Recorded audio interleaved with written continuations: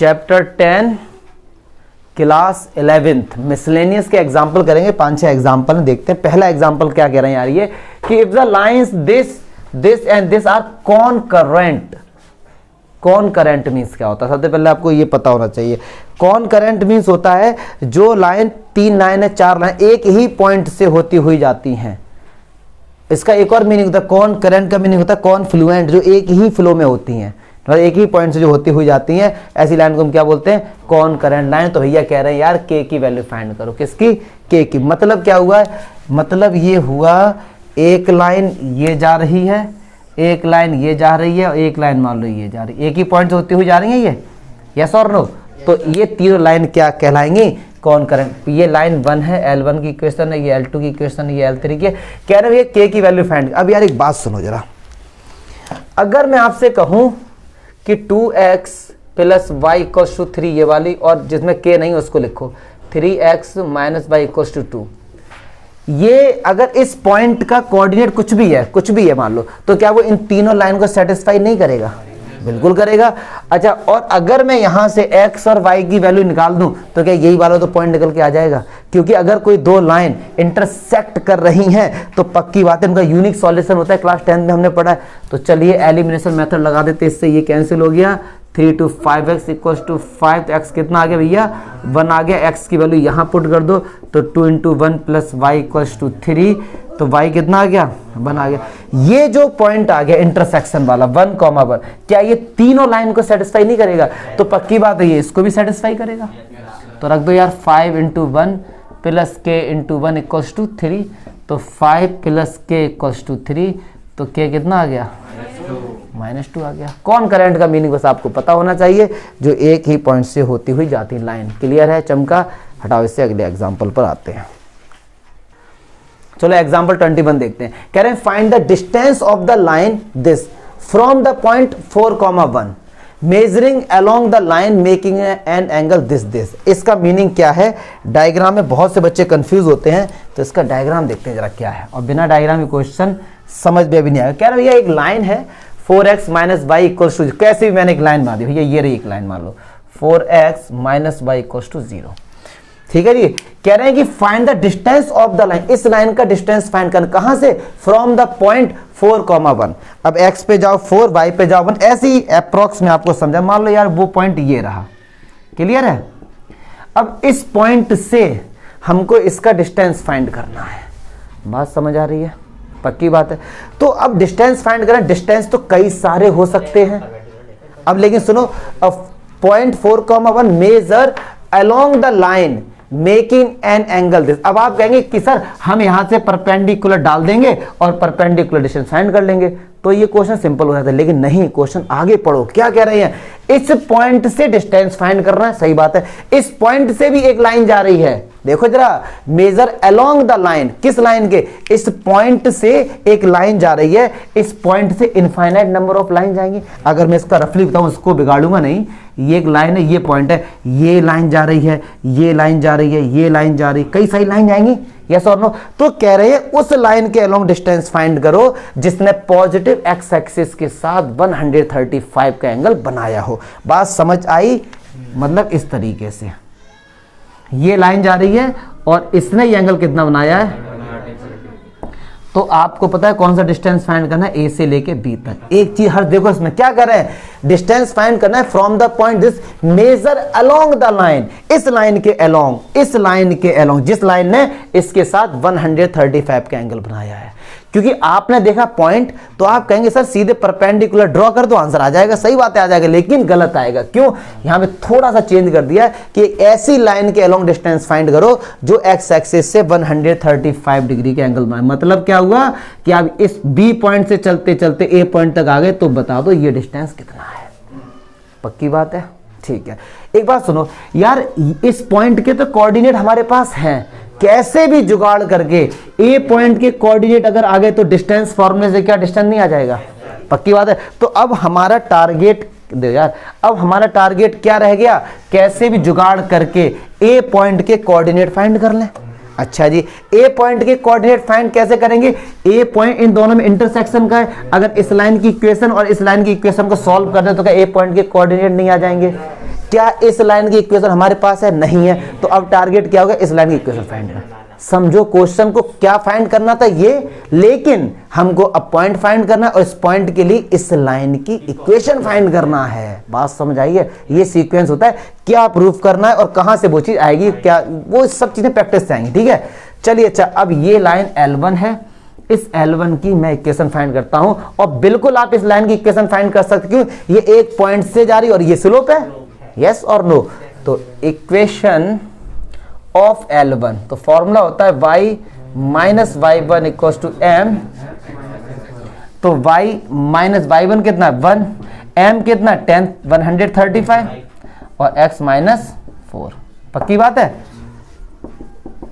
तो 10 135 को चलो सॉल्व करके दिखा देते। 90 प्लस 45 और x माइनस 4। तो 90 प्लस थीटा किस क्वाड्रेंट में गए? सेकंड में। सेकंड में 10 किसका होता है? नेगेटिव होता है। और 90 है तो कॉट चेंज हो जाएगा 45, और कॉट 45 की वैल्यू क्या होती है? 1 होती है। तो इसका आंसर कितना आ जाएगा? माइनस। पक्की बात है? देख लेना, माइनस ने अंदर एंट्री कर दी, प्लस का 4 ये इस तरफ आ गया। तो x plus 4 equal to 5, yes और नो? ये x इधर आया, 1 उस तरफ चला गया। ये आ गई भैया इस लाइन की equation, x plus y equal to 5। अब मैं क्या करता हूं? ए पॉइंट के कोऑर्डिनेट इन दोनों लाइन को इंटरसेक्ट कर रहा है, इन दोनों से x और y की वैल्यू निकालें, वही तो ए पॉइंट के कोऑर्डिनेट हो जाएंगे। तो 4x minus y equal to 0, x plus y equal to 5, ये से कैंसिल हो गया। 5x इक्वल टू 5, तो x बराबर कितना आ गया? और x की जगह 1 रखेंगे तो y कितना आ जाएगा? 4 आ जाएगा। तो इस पॉइंट के कोऑर्डिनेट क्या हो गए? क्या डिस्टेंस फॉर्मूले से ए बी नहीं फाइंड कर पाएंगे यार? अगर नहीं कर पा रहे तो फिर तो बहुत दिक्कत वाली बात है। Under root x2 minus x1, 4 से बन गया 3 का स्क्वायर प्लस 1 माइनस 4 माइनस 3 का होल स्क्वायर। 3 3 जा 9, 3 3 जा 9, तो ये कितना हो गया? 9 इंटू 2 मतलब 3√2 यूनिट, और प्लस आएगा क्योंकि भैया डिस्टेंस है। आंसर चेक कर सकते हैं। कोई डाउट है तो बताओ, पहले डाउट पूछो। सर ये डाउट है, कोई डाउट आ रहा दिमाग कि कहां से चले थे? फाइंड करना था ए बी, लेकिन हमने पहले फाइंड किया इस लाइन की इक्वेशन, कि हमको पता है इक्वेशन फाइंड कर लेंगे और इंटरसेक्शन से निकल के आ जाएगा। क्लियर है? Most important question. चलिए, मोस्ट इंपॉर्टेंट क्वेश्चन एग्जांपल 22 देखते। कहते हैं मैंने ज्यादा क्वेश्चन नहीं लिखा है, जो डाटा था वो केवल लिख दिया। इस क्या कह रहे हैं? Assuming that straight line work as mirror, एक मिरर की तरह वर्क कर रही है। अब आपको मैं बताऊं, थोड़ा सा फिजिक्स आती है आपको, मुझे भी थोड़ी बहुत ही आती है। ये मिरर है, अगर आप इस मिरर से अगर 2 मीटर दूर खड़े हैं तो मिरर के इधर भी 2 मीटर ही आप एज्यूम होते हैं, यस और नो, और एकदम स्ट्रेट होते हैं। मतलब अगर आप इस पॉइंट से इस पॉइंट को मिलाओगे तो ये एंगल 90 होगा। ये फिजिक्स में हमने पढ़ा हुआ है, प्लेन मिरर में इस तरीके। ठीक है, पक्की बात। और जितना इधर है इतना इधर, पक्की बात है, ये मिड पॉइंट होगा। बस इसी का यूज है। और मुझे हाथ दे दो अपना यार, बस इसी का यूज है और कुछ नहीं है। ठीक है जी, तो चलिए देखते हैं अब क्या कहना चाह रहे हैं। अभी जो मैंने मिरर बनाया था, तो अब कायदे में ये मिरर नहीं है, ये लाइन है। इसको मिरर समझिए आप। ठीक है, इस लाइन को तो लाइन है, तो लाइन की इक्वेशन भी होगी। अब एक पॉइंट है 1,2, अब कहीं पर भी लो, सपोज मैंने यहां पे ले लिया ये इस जगह 1,2, तो मिरर पे इसका इधर दिखेगा, इसका इस तरह, तो ये h, के कुछ भी है, तो बस ये फाइंड करना है आपको, इस पॉइंट के कोऑर्डिनेट फाइंड करना है आपको। बात खत्म। क्लियर है? अब देखिए, अच्छा भैया मैं क्या करता हूं, इस पॉइंट से इसको मिला देता हूं। तो क्या क्या हमको पता है? हमको ये पता है यार, ये एंगल क्या होगा? 90 होगा, पक्की बात है। और ये जो पॉइंट होगा, मान लो मैंने कहा ये C है, ये A है, ये B है, और ये D है, और ये E है मान लो। तो C पॉइंट मिड पॉइंट होगा किसका? AB का होगा, ना कि ED का। ठीक है, क्योंकि ये जितना इधर है, अब ये पता ही लाइन इतनी हो तो लाइन है, कितनी भी ले लो यार, तो लाइन का कैसे मिड पॉइंट निकाल पाओगे आप? चलिए, तो E पॉइंट यहाँ पे। चलो अब सुनो ध्यान से, अगर मैं आपसे ये बोलूं यार, slope of line AB into slope of line ED, क्या -1 होगा? भैया जब भी देखो, एक हैबिट डाल लो, जब कभी भी 90 दिखे तो ये तो है सगुन का लगा ही दो। होता है ये सगुन 501 होते हैं, एक तो रख ही देते हैं। अभी 1 से कुछ नहीं होता है। 90 अगर देखे तो यार ये तो होगा ही होगा। अब पता नहीं इसका यूज है या नहीं, हमको भी नहीं पता, बट ये कर सकते हैं। तो चलो स्लोप ऑफ ए बी, तो y2 माइनस y1 मतलब 2 माइनस के upon 1 minus h equals into slope of ED. अब लाइन का स्लोप कैसे निकालें, y एक तरफ बाकी सब एक तरफ, तो x plus 4 equals to 3y। अब 3 का क्या कर देंगे, डिवाइड कर देंगे, तो 1/3 हो गया स्लोप। तो भैया कितना हो गया 1/3 इक्वल्स टू -1। चलिए मल्टीप्लाई करते, तो ये हो गया 2 माइनस के 3 minus h equals to minus का 1 क्रॉस मल्टीप्लाई 3 माइनस 3h, ठीक है जी, ऐसा क्रॉस मल्टीप्लाई, तो माइनस का 3 प्लस का 3h, तो ये इस तरफ जाएगा ये इस तरफ आएगा, तो क्या मैं 3h प्लस के इक्वल्स टू 5 लिख सकता हूँ। एक इक्वेशन आ गई एच और के में, बस यार एक और पता लग जाए, एक और पता लग जाए कैसे भी करके, तो एलिमिनेशन मेथड एच और के निकाल देंगे, यस और नो। अब लेकिन एक बात सुनो, सी मिड पॉइंट है, तो अगर मैं आपसे पूछूं कोऑर्डिनेट ऑफ पॉइंट सी, तो क्या होगा, क्या अगर सी कोऑर्डिनेट की बात करें तो 2 प्लस के डिवाइड बाई 2, एच पहले एक्स लेते हैं ना, x1 plus x2 divide by 2, तो क्या होगा 1 प्लस एच डिवाइड बाई 2 और 2 प्लस के। समझो कि ये हमको पता है सी मिड पॉइंट है किसका, ए बी का, तो इससे इसको ऐड किया डिवाइड बाई 2, क्लास 10 में सेक्शन फॉर्मूले हमने पढ़ा। क्या ये पॉइंट इस इक्वेशन को सेटिस्फाई नहीं करेगा, यस और नो। पक्की बात है डियर, करेगा यार, पक्की बात है करेगा, ठीक है। तो बस x की जगह रख देंगे h plus 1 divide by 2 minus का 3 इंटू वाई की जगह 2 प्लस के divide by 2 plus 4 equals to, पक्की बात है। एलसीएम कितना यार डियर 2, तो ये 1 प्लस एच माइनस का 3 2 जा 6 माइनस का 3 के प्लस 8 इक्वल्स टू 0। कोई गलती तो नहीं हुई ना यार, बस देखते चलो। तो ये h माइनस 3 के 8 प्लस 9, 9 से 6 गया 3 और वो इस तरफ जाएगा -3 हो गया। आगे दो इक्वेशन एच और के में, अब यार एलिमिनेशन नहीं लगा पाओगे तो यार बहुत दिक्कत वाली बात है, फिर तो ये आपकी दिक्कत है। अगर आप एलिमिनेशन निकाल के एच और के की वैल्यू नहीं निकाल पा रहे 11 में, तो बेकार है। तो डू योर सेल्फ, एच और के की वैल्यू वही आएगा, वही हमारा आंसर। क्लियर है, चमका। कौन सा, ये 3 के, इस 3 का मल्टीप्लाई दोनों में होगा ना, ठीक है, गुड। एग्जाम्पल 23 देखो यार, कह रहे हैं so that the area of the triangle form by the line this this and this. 3 line की इक्वेशन है, इन तीनों लाइन को जब आप बनाएंगे डायग्राम तो एक ट्रायंगल बनेगा, ऐसा बोला गया। उस ट्रायंगल का एरिया फाइंड करो। तो देखो यार कैसे,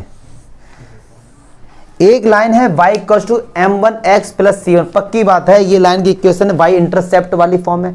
उसने y को ओरिजिन से c1 डिस्टेंस पे कट किया। मान लीजिए समझाने भी वो इस तरीके से है, क्लियर है, इस तरीके से। चलिए एक लाइन की इक्वेशन है, इसको लिखते चलो यहाँ पे तो थोड़ा और क्लियर होगा कि y equals to m1x plus c1, और एक लाइन की इक्वेशन उसने किस पे कट किया, c2 पे कट किया। मान लो ये, तो ये लाइन की इक्वेशन कितनी, y इक्वल्स टू, अगर आपसे मैं इस पॉइंट के कोऑर्डिनेट पूछूं तो भैया आप बोलेंगे 0,c1।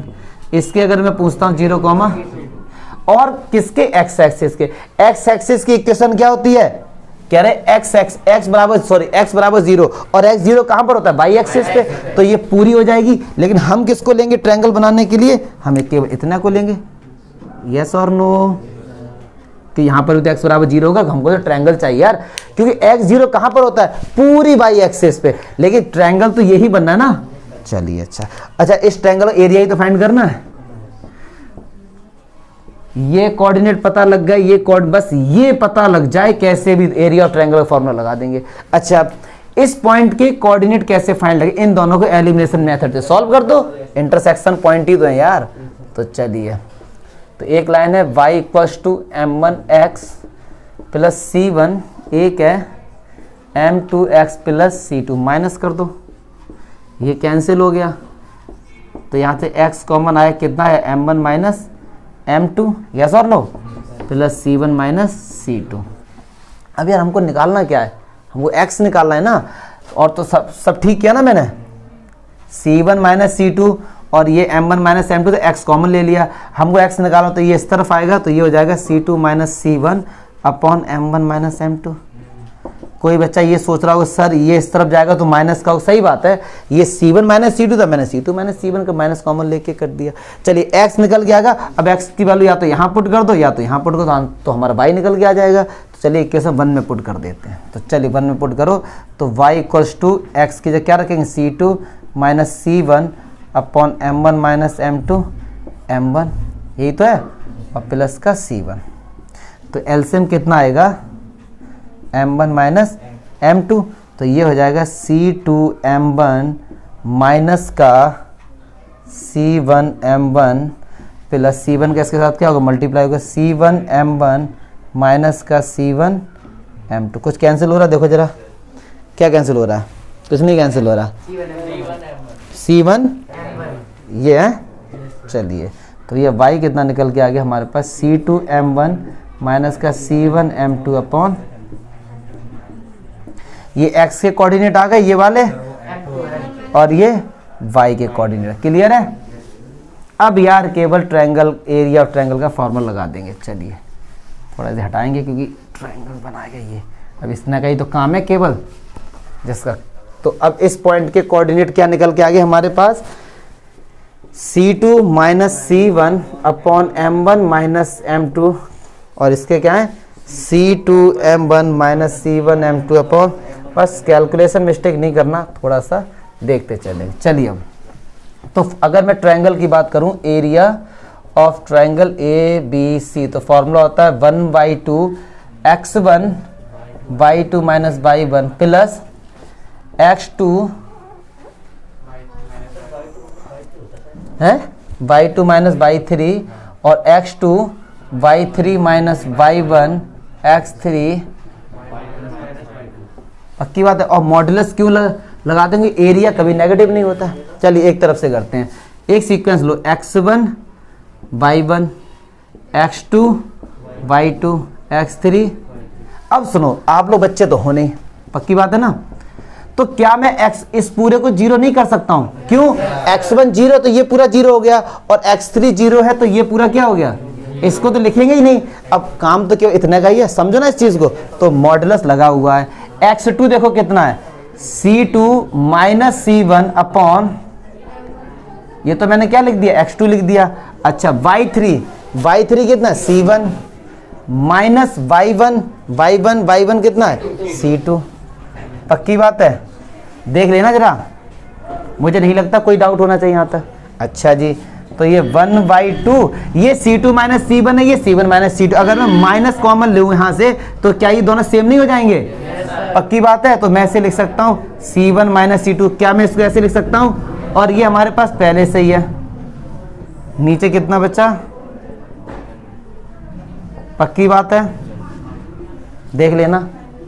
तो ये हमारे पास क्या बचा, 1/2 c1 माइनस c2 का होल स्क्वायर, ये माइनस है, अगर इस माइनस को नीचे लेके आऊँ तो क्या m2 माइनस m1 नहीं हो जाएगा, m2 माइनस m1। अब ये कहीं sir m1 minus m2 modulus लगा तो है, हमारा मॉडुलस लगा हुआ है, तो ये तो स्क्वायर हो गया, ये क्या हो गया, स्क्वायर हो गया।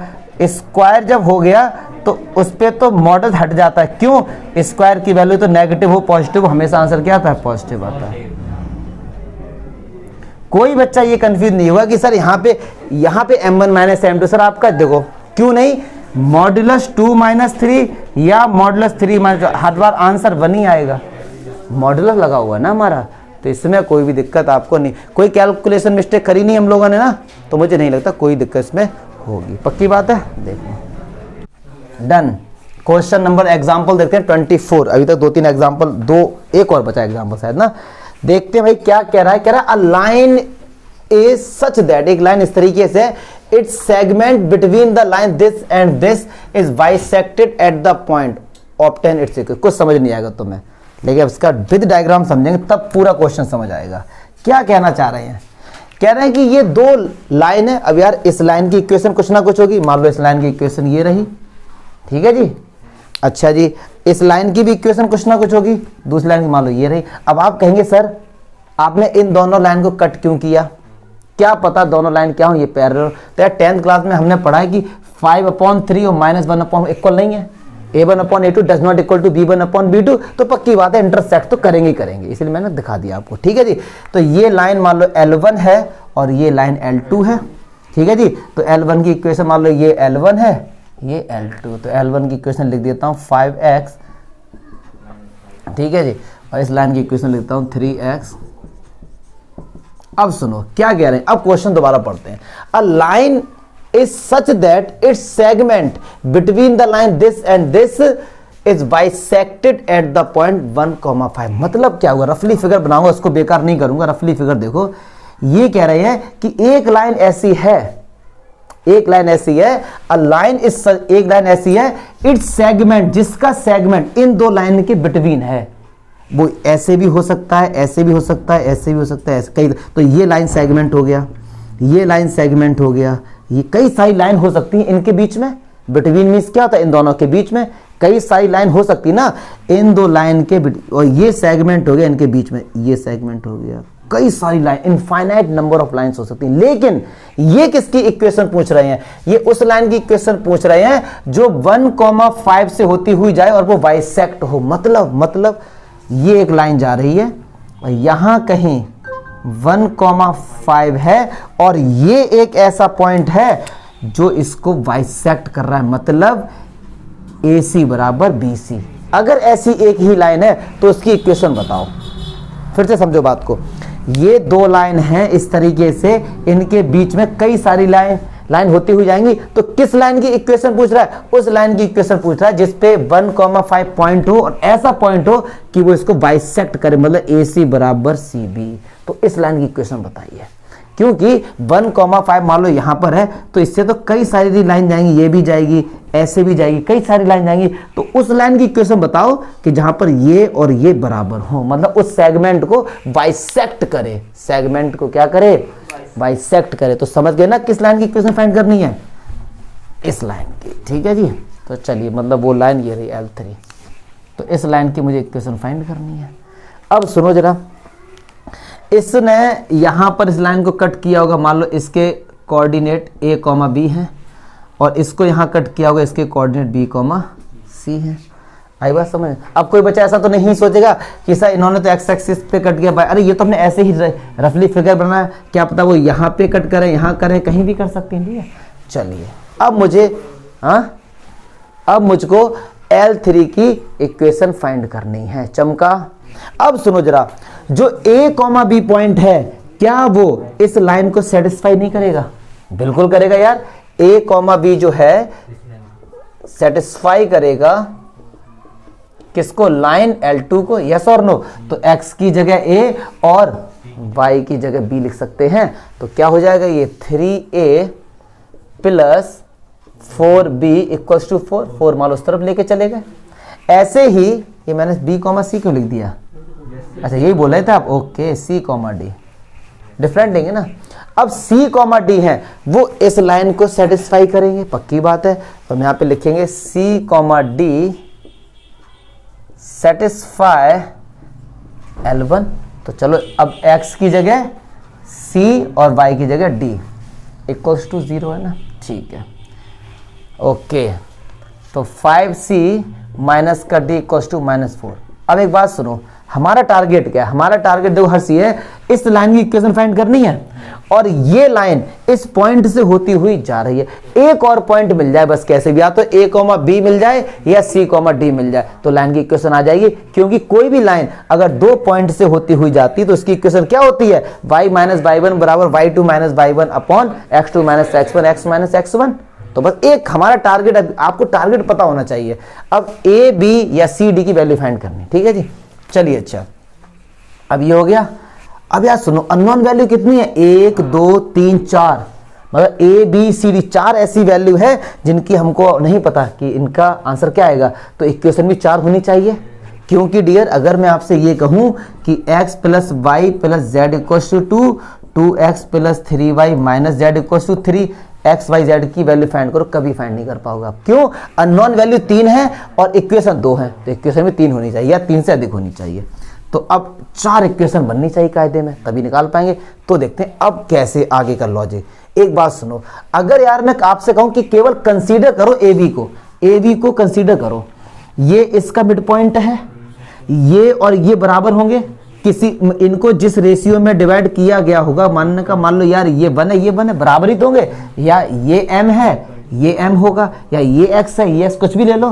तो मिड पॉइंट से, तो अब देखो मिड पॉइंट लगाएंगे क्या, हम यहां पे लिखेंगे C is the mid point. इसको ना C लिखेंगे तो बड़ी कंफ्यूजन हो जाएगी, इसको और को ले लो ना, इसको E ले लेते हैं, क्योंकि ये भी C है तो बड़ी कंफ्यूजन होगी आपको। तो अगर मैं यार ये कहता हूं कि E is the mid point of AB, तो क्या मैं ऐसे लिख सकता हूं कि A और C को ऐड किया डिवाइड बाई 2 और B और D को ऐड किया डिवाइड बाई 2, तो वो हमारे होंगे 1,5 के इक्वल?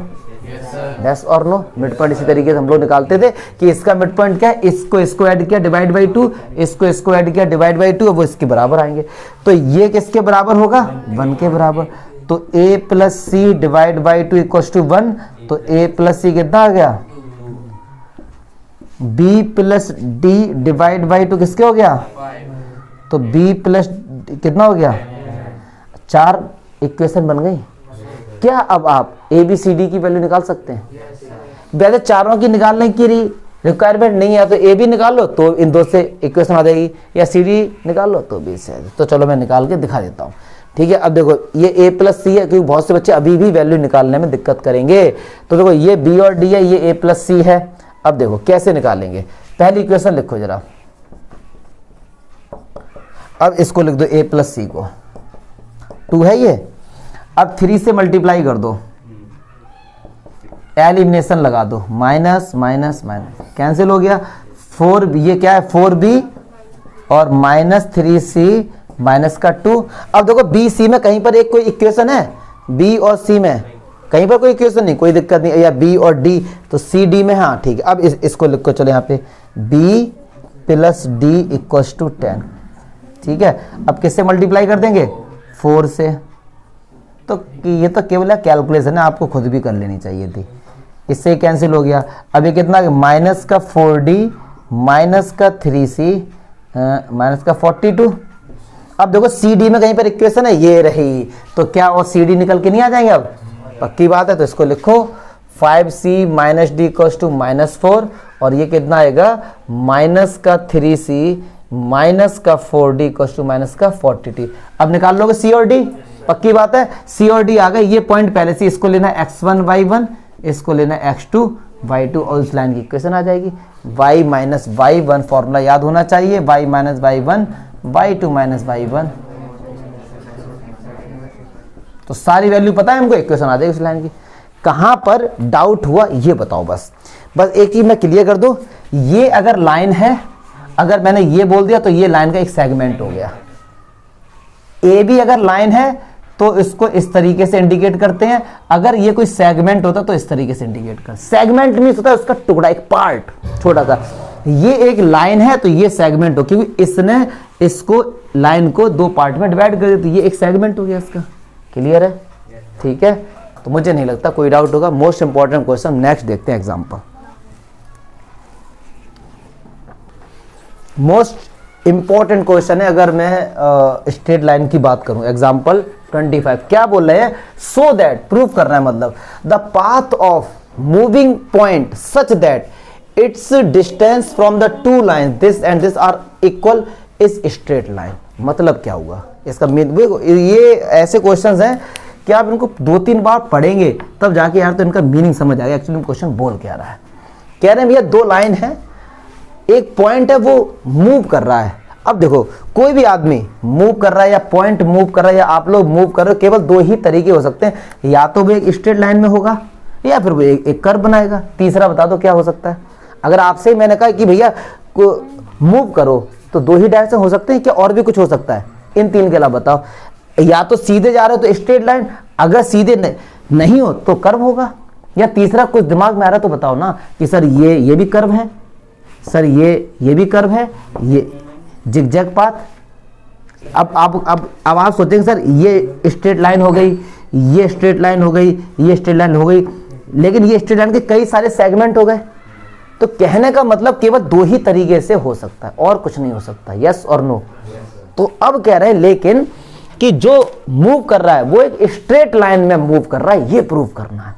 क्योंकि दो डायरेक्शन हो सकते, दो तरीके हो सकते हैं, जिगजैग हो सकता है, कर्व हो सकते हैं, ये सब चीजें हो सकती हैं। तो अब देखो क्या दो लाइन की इक्वेशन है और देखकर पता लग रहा है कि यार ये दोनों लाइन 3/3 मतलब कट करेंगी आपस में, इंटरसेक्ट करेंगे आपस में। तो सपोज मैंने कहा यार एक लाइन मान लो ये रही और एक लाइन मान लो, मैंने कहा आपको समझाने के लिए कैसे बनाओ, ये रही मान लीजिए, कट कर दिया आपस में। चलिए इस लाइन की इक्वेशन मैंने लिखा 3x - 2y = -5 = 0। इसको अगर मैंने लिखा 3x + 2y - 5 = 0। अब सुनो यार क्या कह रहे हैं, ये कह रहे हैं कि एक ऐसा पॉइंट है कहीं पर भी जिसको कैसे भी मूव करा दो आप, हमेशा इन दो लाइन से इक्वल डिस्टेंस होता है उसका, हमेशा इन लाइन से उसका क्या होता है, इक्वल डिस्टेंस होता है। तो ऐसा तभी होगा जब वो पॉइंट एक स्ट्रेट लाइन पे मूव कर रहा होगा, ये प्रूफ करना है बस। बात को समझे, मैंने एक पॉइंट यहां लिया तो देखो इसका डिस्टेंस इतना कम है, इसका डिस्टेंस कितना ज्यादा है यहां से, ठीक है। लेकिन कह रहे हैं ऐसा पॉइंट है वो जिससे इनका डिस्टेंस हमेशा बराबर है, वो घूम रहा है पूरे में, तो तभी बराबर होगा जब वो एक स्ट्रेट लाइन के ऊपर मूव कर रहा होगा। यस और नो। मान लीजिए यार वो पॉइंट, मैंने कहा मान लो यार वो पॉइंट ये रहा h, k, ठीक है। तो ये जो डिस्टेंस है, और डिस्टेंस की बात जब भी होगी तो परपेंडिकुलर डिस्टेंस ही लेते हैं, क्लियर। ऐसे तो इनफाइनाइट नंबर ऑफ डिस्टेंस होंगे, ये तो परपेंडिकुलर ही लेते हैं, क्लियर। तो ये बराबर बोला गया कि ये जो डिस्टेंस है, ये जो डिस्टेंस है आपस में क्या है, बराबर है। तो बस ये प्रूफ करो, ये तभी बराबर होगा जब वो एक स्ट्रेट लाइन के ऊपर मूव कर रहा होगा। आई बात समझ में, पक्की बात है। तो अब देखते हैं, अगर थोड़ा बहुत याद आ रहा होगा, हम लोगों ने प्रूफ किया है कि अगर कोई एक लाइन है और ये पॉइंट से परपेंडिकुलर डिस्टेंस, मान लो ये कोई पॉइंट होता था x1 y1 और ये लाइन की इक्वेशन होती थी ax + by + c = 0। तो डिस्टेंस का फॉर्मूला क्या होता था, ax1 + by1 + c √a² + पक्की बात है, ये होता था। चलिए अब एक एक करके समझते हैं। ये लाइन L1 है, ये लाइन L2 है, ये पॉइंट मान लो A है, ये B है और ये C है। तो चलिए अगर ये डिस्टेंस D है तो ये डिस्टेंस भी D होगा, क्यों, इक्वल है, ऐसा बोला गया क्वेश्चन में। तो अगर मैं बोलूं कि AB का डिस्टेंस अगर मैं निकालता हूं तो देखो मॉड्यूलस AX1, तो यार ये लो आप x1 और y1, A कितना होगा, ये B ये और C ये, यस और नो। तो AX1 मतलब H प्लस BY1 तो 2H 2K, यस और नो, क्योंकि भैया B की वैल्यू माइनस में ना, और C कितना -5/√ में A² + B 3 का स्क्वायर प्लस -2 का स्क्वायर, क्लियर है। चलिए अब निकालते हैं AC डिस्टेंस। तो वही मॉड्यूलस हमने लगाया, तो अब ये हो जाएगा ABC, ये हो जाएंगे। तो 3H + 2K -5 √9 + 4, यस और नो। और ये डिस्टेंस आपस में क्या है, इक्वल है, और ये तभी इक्वल होंगे जब वो पॉइंट किस पे मूव कर रहा होगा, स्ट्रेट लाइन। तो बस हमें ये प्रूफ करना है कि वो एक स्ट्रेट लाइन पर है, मतलब हम एक ऐसी इक्वेशन दिखा देंगे, लीनियर इक्वेशन, समझ लो स्ट्रेट लाइन होगी। चलिए अब आपको नया लॉजिक आज एक और सीखने को मिलेगा। ये दोनों इक्वल हैं, मतलब क्या मैं इसके बराबर इसको लिख सकता हूँ 3H + 2K -5/√13। क्या इन दोनों को मैं बराबर नहीं लिख सकता हूँ, यस और नो। अब जब मॉडुलस लगा होता है तब कैसे आंसर निकाल, तब कैसे सॉल्व करेंगे इसको, तो देखिए जरा कैसे सॉल्व करेंगे इसको। अब देखो मॉडुलस जब भी हटता है डियर, जब भी मॉडुलस हटेगा तो हमेशा प्लस माइनस आएगा। तो आपके अकॉर्डिंग 4 आंसर आने चाहिए H और K के। तो देखिए अब केस बनेंगे, इसमें 4 केस बनेंगे कि एक बार अगर इधर प्लस लिया, इधर प्लस लिया, या इस तरफ माइनस लिया। लेकिन एक बात सोचना और अपने आप से क्वेश्चन करो, अगर इधर भी प्लस लिया और उधर भी प्लस लिया, या इधर भी माइनस लिया और उधर भी माइनस लिया, बात तो एक ही है, माइनस से माइनस कैंसिल हो जाएंगे, आंसर तो एक ही आएगा। मतलब इधर प्लस लिया तो, या दोनों तरफ माइनस लिया तो भी कैंसिल हो जाएंगे, आएगा तो प्लस ही वाला। मतलब इन दोनों केस में आंसर सेम आएगा, यस और नो। तो चलिए, तो अगर हम जब कहते हैं कि टेक प्लस प्लस और माइनस माइनस। तो अब देखो यही तो होगा, तो ये √13 लिख सकते हैं इसको पूरे को। तो √13 से √13 कैंसिल, 3h से 3h कैंसिल, -5 से -5 कैंसिल, तो माइनस का 2k इक्वल्स टू 2k, तो ये 4k इक्वल्स टू 0k कितना आ गया, बताइए समझ में। आगे बढ़ते हैं। अब एक बार मैं क्या लेता हूं, मैं आपसे कहता हूं कि भैया इधर लेंगे प्लस और उधर लेंगे माइनस, ठीक है। ये तो अभी तक हम लोगों ने लिया ही नहीं है, तो इधर कितना लिखा हुआ था 3h माइनस का 2k माइनस का 5 रूट में 13, इधर लेंगे माइनस 3h प्लस का 2k माइनस का 5 रूट में कैंसिल हो गया, ये माइनस ने अंदर एंट्री मार दी, तो माइनस का 3h माइनस का 2k प्लस का 5, तो भैया 2k से 2k शहीद हो गया, 3h इस तरफ आया, ये कितना हो गया 6h, और वो उधर गया तो 10, तो h कितना आ गया 10/6 5/, क्लियर है। अब लास्ट हमारा क्या क्या बचा, एक बार क्या लेंगे माइनस और प्लस, अब इधर माइनस लेंगे, चार ही तो कॉम्बिनेशन हो सकते हैं यार, तो इधर माइनस लिया तो ये माइनस का 3h प्लस का 2k और प्लस का 5 अपॉन रूट में 13, और इधर प्लस है तो ये 3h प्लस 2k माइनस का 5 रूट में 13 कैंसिल हो गया, 2k से 2k कैंसिल हो गया, फिर ये इधर आएगा माइनस का 6h और इधर जाएगा माइनस का 10, तो h क्या आ गया 5/3 आ गया। तो टोटल आंसर कितने आए हैं कि जब दोनों तरफ हमने भैया प्लस या मान लिया, तो एक बार k कितना है 0 और एक बार हमारा h कितना ही है, पक्की बात है। तो फाइनली क्या कोऑर्डिनेट हमको ये नहीं मिल गए 5,3,0, यस और नो, क्योंकि हमने चारों वैल्यू पर देखा कि h हर बार 5/3 आ रहा है, k हर बार क्या 0 आ रहा है, तो इस पॉइंट के कोऑर्डिनेट कितना हो गए 5,3,0, 5/3,0, यस और नो। अब जो बात समझाने जा रहा हूं, बस आंसर तो हमारा आ गया, लेकिन अब जो बात समझाऊंगा वो देखो, 5/3,0 में y क्या है 0 और x, आंसर ये लिखा है आपकी बुक में, पीछे देख लो या कहीं देख लो, ये आंसर हो गया, बस आपको नंबर मिल गए। अगर आप इतना लिख के आ गए आपको मार्क्स मिल गया। लेकिन अब जो मैं समझाऊंगा उसको समझो बस।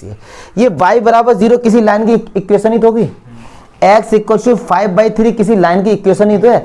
क्या ये इक्वेशन इसको सेटिस्फाई नहीं करेगी? ये जो पॉइंट हैं क्या इसको सेटिस्फाई नहीं करेंगे? बिल्कुल करेंगे, रख के देख लो।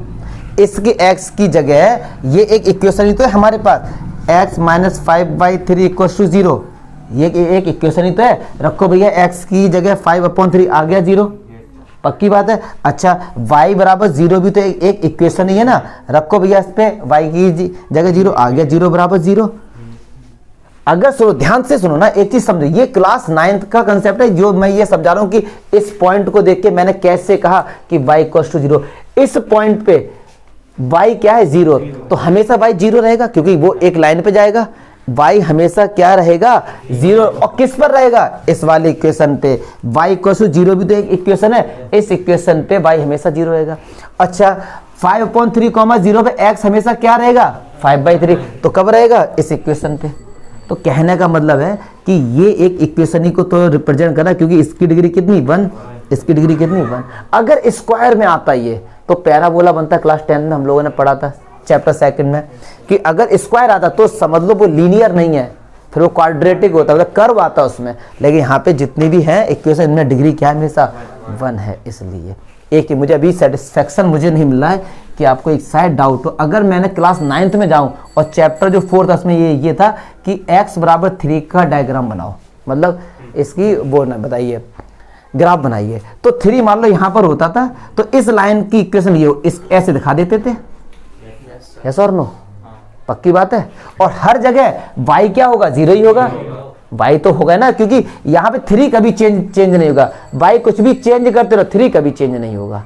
क्लियर बात है ना, ठीक है। तो इसी तरीके से तो ये 5/3 से ज़्यादा, तो इस तरीके से हो जाएगा हमारा ये, क्योंकि यहाँ क्या होगा 5/3, 0 यहीं तो कहीं होगा मान लो, तो एक स्टेट। अब इस पॉइंट को कहीं पर भी मूव कराओ, यहाँ पे कराओगे तो भी ये डिस्टेंस बराबर होगा, यहाँ से भी ये, और हर तरफ से ये परपेंडिकुलर डिस्टेंस क्या होगा बराबर होगा। तो ये लाइन की इक्वेशन आ गई, तो इसका मतलब ये लाइन को ही रिप्रेजेंट कर रहा है। यस और नो? तो बस मिसलेनियस खत्म।